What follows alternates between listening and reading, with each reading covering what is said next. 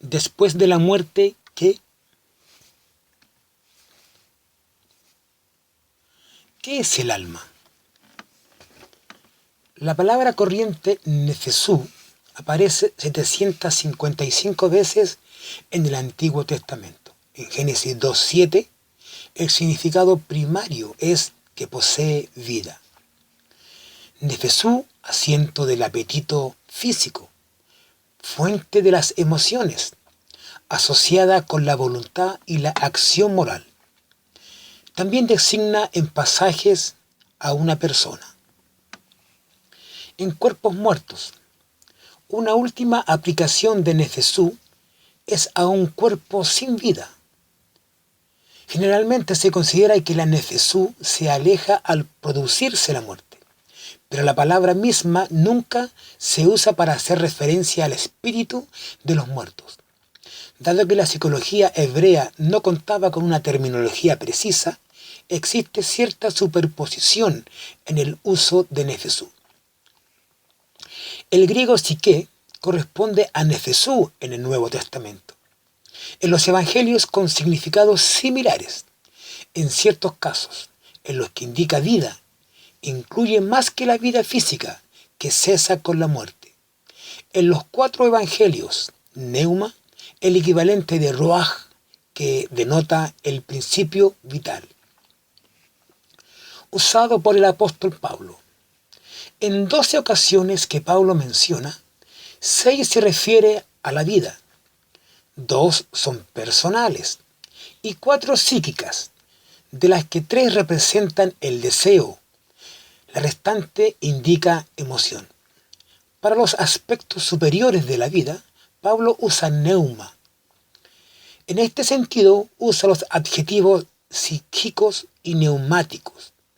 Cuando usa sigeu, junto con neuma, describe la parte inmaterial del hombre en su aspecto inferior y superior. La muerte. Desde cierto punto de vista, la muerte resulta algo muy natural. Está establecido para los hombres que mueran una sola vez. Puede ser aceptada sin rebeldía. Vamos también nosotros para que muramos con él. Desde otro punto de vista resulta algo sumamente antinatural. Es la paga del pecado y en ese sentido debe ser temido. Ambas perspectivas aparecen en la Biblia y ninguna de las dos debe ser pasada por alto. Muerte física. Parece necesaria para nuestros cuerpos. El deterioro físico es inevitable. No obstante, la Biblia habla de la muerte como consecuencia del pecado. Dios le dijo a Adán: el día que de él comieres, ciertamente morirás. Pablo nos dice que el pecado entró en el mundo por un hombre y por el pecado la muerte, y que la paga del pecado es la muerte. Pero vemos que Adán no murió físicamente el día que desobedeció a Dios. En Romanos capítulos 5 y 6, Pablo contrasta la muerte que sobrevino a consecuencia del pecado de Adán con la vida que Cristo traía a los hombres. Lo que se infiere de esto es que la muerte que es consecuencia del pecado va más allá de la muerte del cuerpo. Muerte espiritual. Es un castigo divino. Ya hemos observado que Romanos 8:23 describe a la muerte como la paga del pecado, recompensa que merece el pecado. Pablo habla de pecadores que conocen el juicio de Dios. Los que practican tales cosas son dignos de muerte. Es el pensamiento del juicio de Dios lo que está a la base de la referencia que hace Juan al pecado de muerte. Esta verdad permite apreciar cuán grande es el horror de la muerte. A la vez nos proporciona esperanza, ya que Dios está por encima de todas las cosas. Y si bien ha decretado que la muerte es la paga del pecado, también ha resuelto dar vida eterna a los pecadores. El Nuevo Testamento a veces destaca las serias consecuencias del pecado, haciendo referencia a la segunda muerte, Esta es una expresión rabínica que significa perdición eterna. Debe entenderse en el mismo sentido que los pasajes en los que el Señor habla del fuego eterno preparado para el diablo y sus ángeles. El castigo eterno, en contraposición a la vida eterna y otros pasajes similares. El ocuparse de la carne es muerte. No dice que el ocuparse de la carne ha de producir la muerte, sino que es muerte, y agrega que la mente carnal es enemistad contra Dios, porque no se sujeta a la ley de Dios ni tampoco puede. La misma verdad se expresa de una manera distinta cuando Juan dice: el que no ama permanece en muerte. Cuando entendemos la verdad de que la muerte es un estado, nos damos cuenta de la imposibilidad de que el pecador se salve, pues para esa persona la salvación sería una contradicción. Para ser salvo, el hombre debe pasar de muerte a vida. Cristo adoptó nuestra naturaleza para destruir por medio de la muerte al que tenía el imperio de la muerte, esto es, al diablo.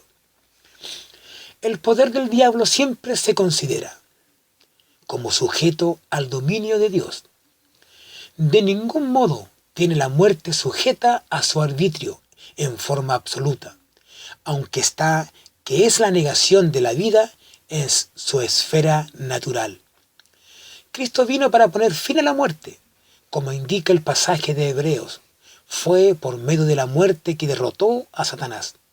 Fue por medio de la muerte que quitó nuestro pecado, porque en cuanto murió, al pecado murió una vez por todas.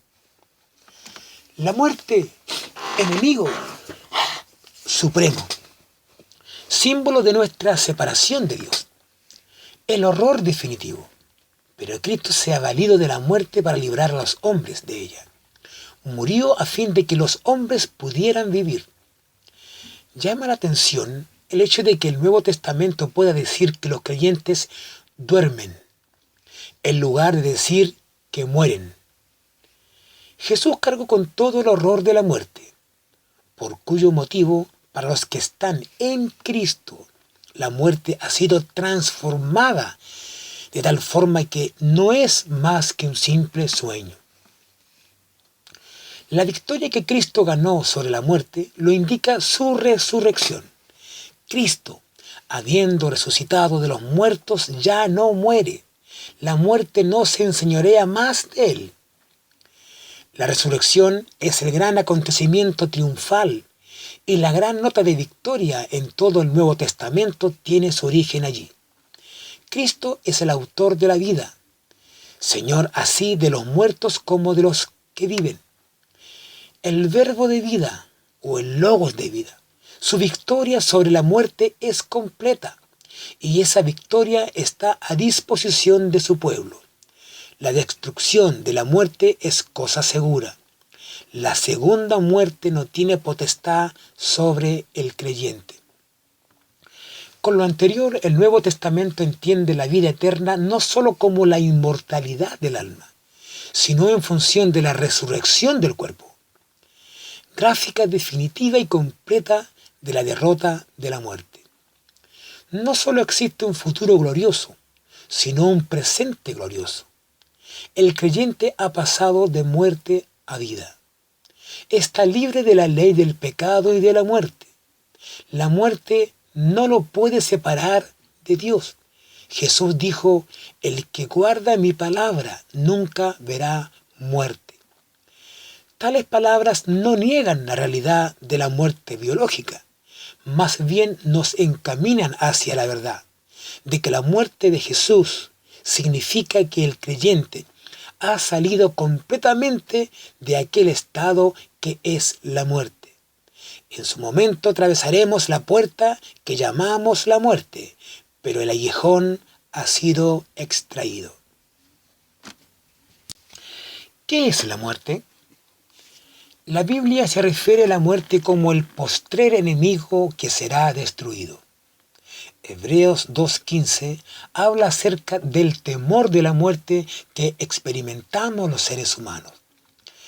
La Biblia describe la muerte como un estado de total inconsciencia, sin conocimiento ni percepción. El Salmo 6, versículo 5 dice, porque en la muerte no hay memoria de ti. En el Seol, ¿quién te alabará? Eclesiastés capítulo 9, versículo 5 nos dice, porque los que viven saben que han de morir, pero los muertos nada saben, ni tienen más paga, porque su memoria es puesta en olvido. Eclesiastés 9:10 nos dice, todo lo que te viniere a la mano para hacer, hazlo según tus fuerzas, porque en el Seol, a donde vas, no hay obra, ni trabajo, ni ciencia, ni sabiduría. Inmortalidad del alma. Mateo 10:28 nos dice, no temáis a los que matan el cuerpo, mas el alma no pueden matar. Temed más bien a aquel que puede destruir el alma y el cuerpo en el infierno. Claramente nos muestra que el alma puede ser destruida. Este pasaje bíblico se refiere al infierno del hebreo Gehenna, del griego Gehenna. El valle de Hinnom, barranco al sur de Jerusalén, donde se efectuaba culto a dioses paganos, que tenía reputación de lugar abominable. Luego se convirtió en lugar de quema de basura y desechos. Así, por tanto, Gehenna tomó sinónimo de lugar de incineración. Seol es la condición y morada de los muertos, donde reposan los cadáveres, donde se pone el ataúd, o sea, el sepulcro. Jacob, Job, David, Ezequías, cuando murieron, no fueron a un lugar de tormento eterno, sino al sepulcro, al Seol, nombre hebreo del lugar de los muertos. Aquí encontramos algunos pasajes bíblicos referentes. Hades, equivalente a Seol. Sepulcro, dice 1 Corintios 15:55. ¿Dónde está, oh muerte, tu aguijón? ¿Dónde, oh sepulcro, tu victoria? Jesús estuvo en el Hades, en el sepulcro, pero no en un lugar de tormento.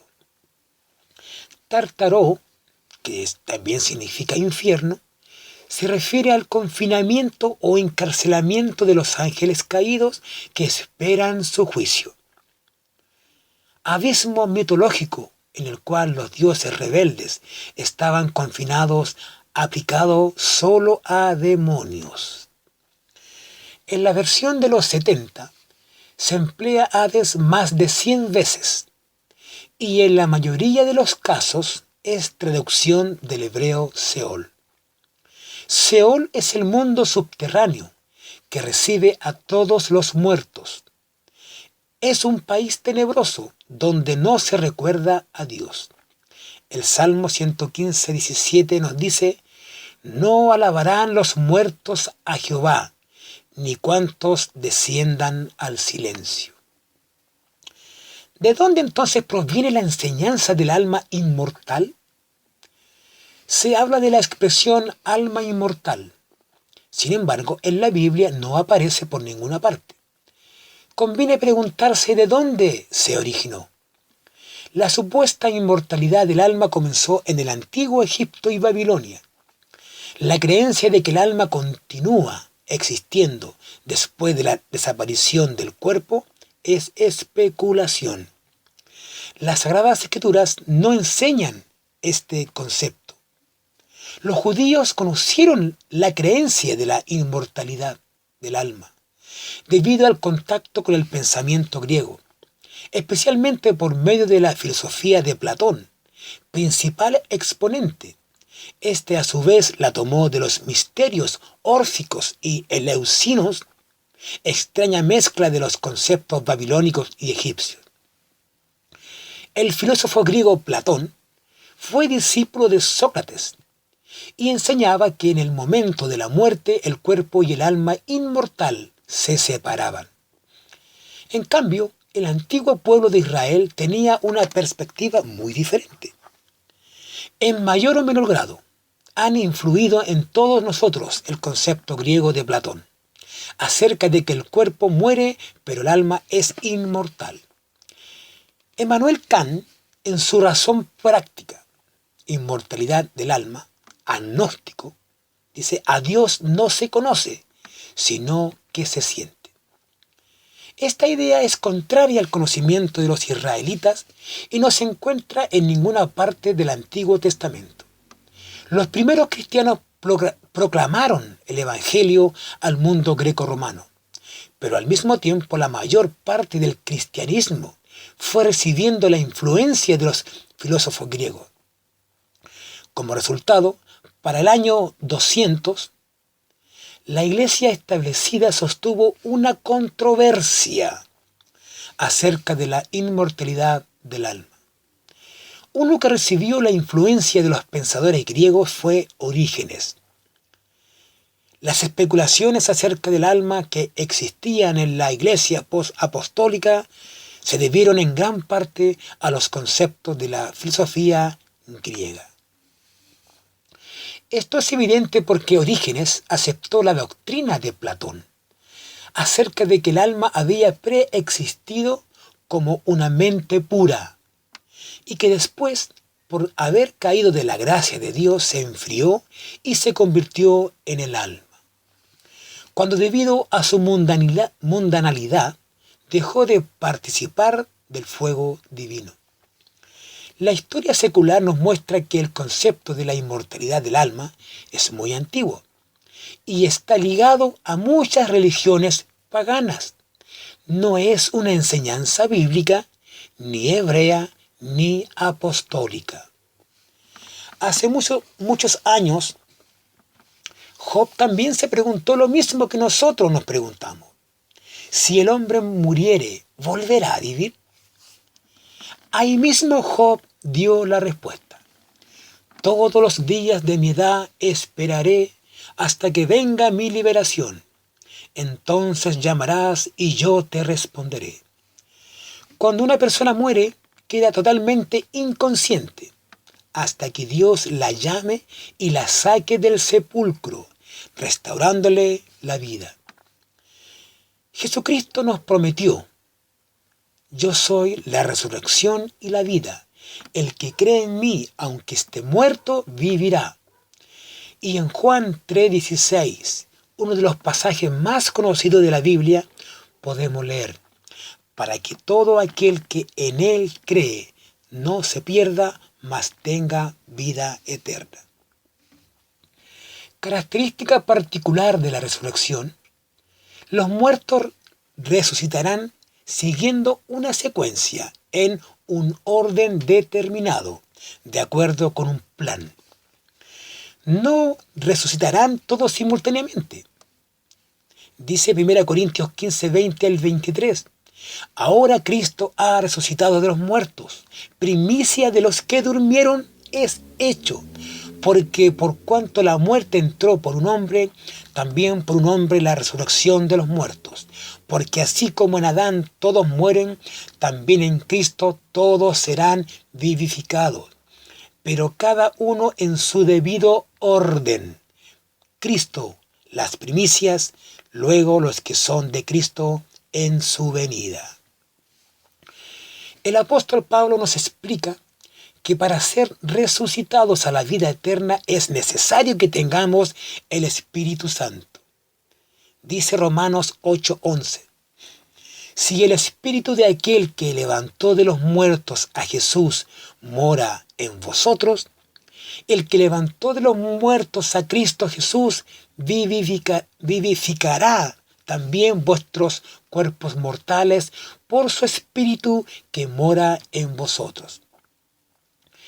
La resurrección que estamos describiendo ocurrirá al retorno de Jesús e incluirá a todos los que son de Cristo, también llamados los muertos en Cristo.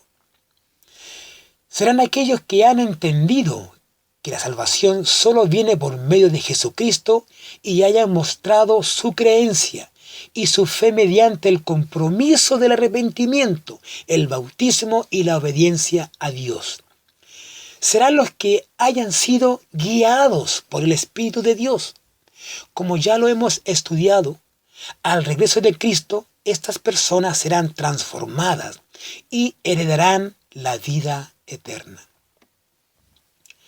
La primera resurrección. Los que son de Cristo en su venida, dice 1 Corintios 15, 23, habrán rechazado las engañosas enseñanzas de las religiones falsas y algunos de ellos habrán sufrido el martirio por su fidelidad a Dios. El apóstol Juan escribió acerca de la primera resurrección. Dice, vi tronos y se sentaron sobre ellos los que recibieron facultad de juzgar.